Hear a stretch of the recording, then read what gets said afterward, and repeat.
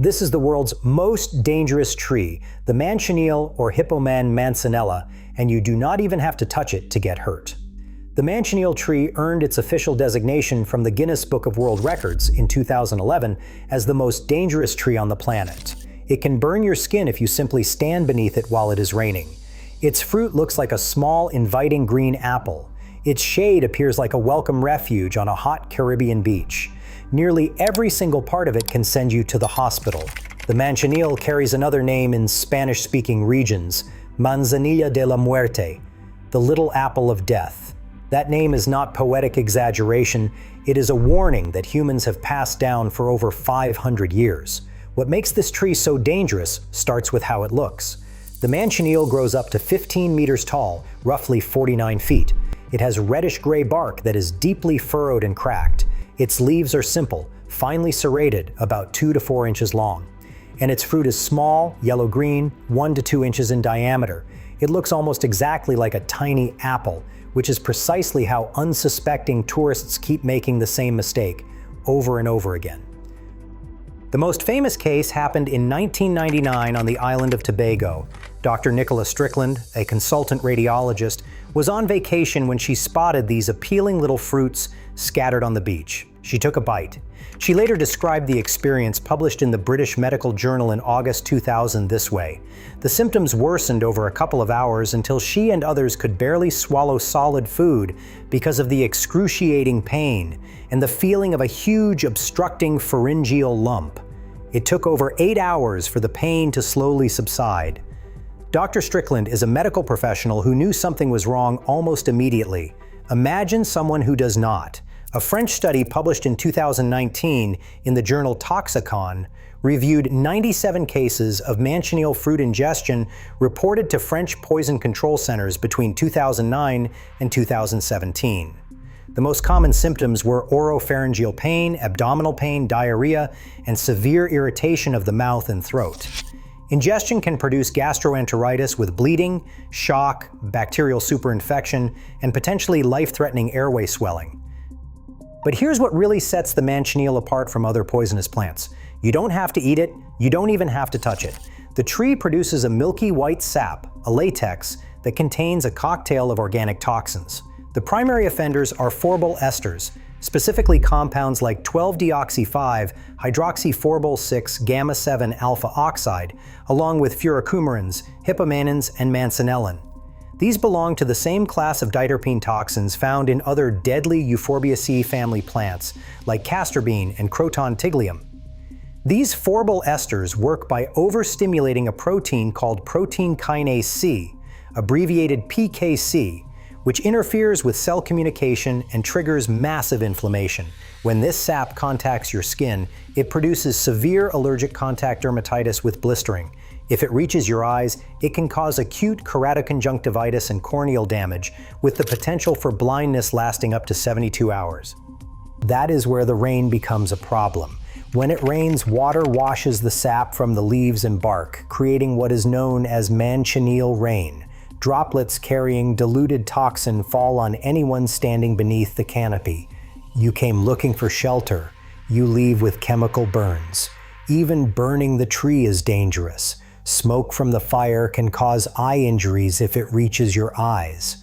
It is not recommended to park your car under one either, because the latex is corrosive enough to strip paint from a vehicle body.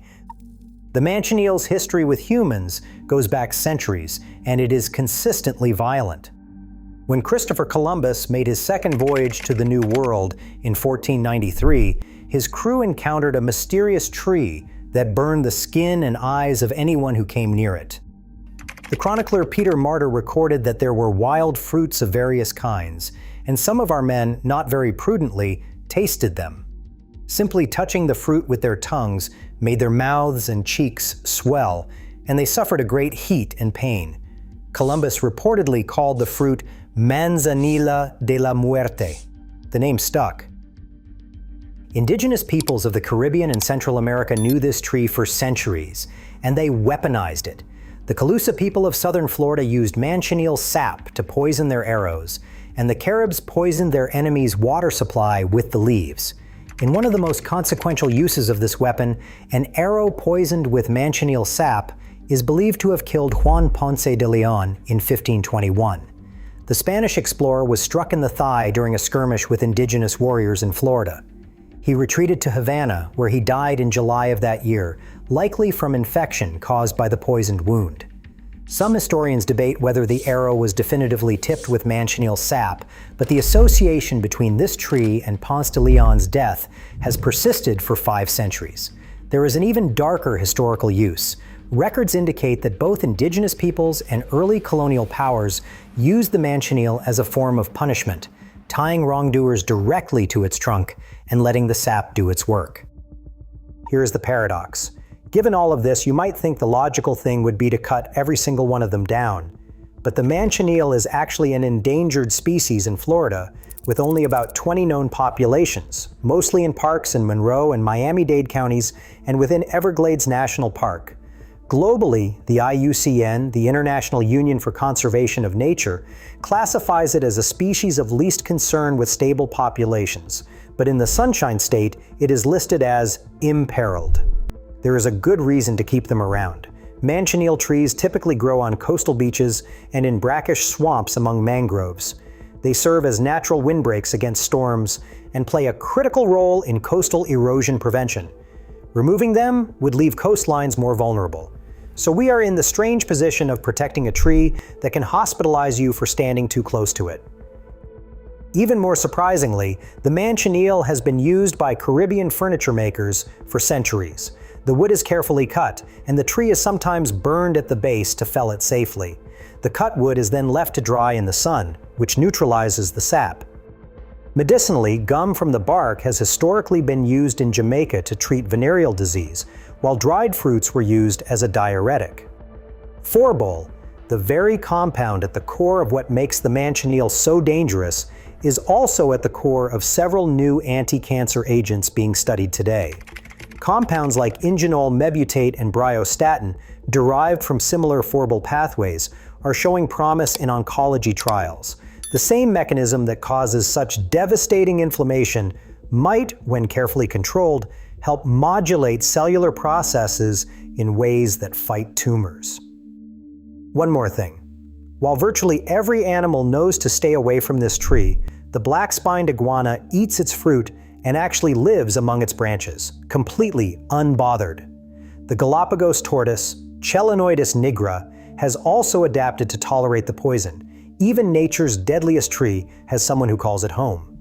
Today, Manchineel trees across the Caribbean are marked with warning signs, red bands painted on the trunk, or a red X to alert passers-by. In Curaçao, in the French Antilles, in Florida's Everglades, the message is the same. Do not touch, do not eat, do not even stand under it. The Manchineel reminds us that the natural world does not care about your assumptions. Sometimes the most inviting shade hides the most dangerous secret. And sometimes a little apple on a beautiful beach is the last thing you should ever pick up. Remember the Manchineel tree, nature's beautiful but deadly warning that appearances can be fatally deceiving.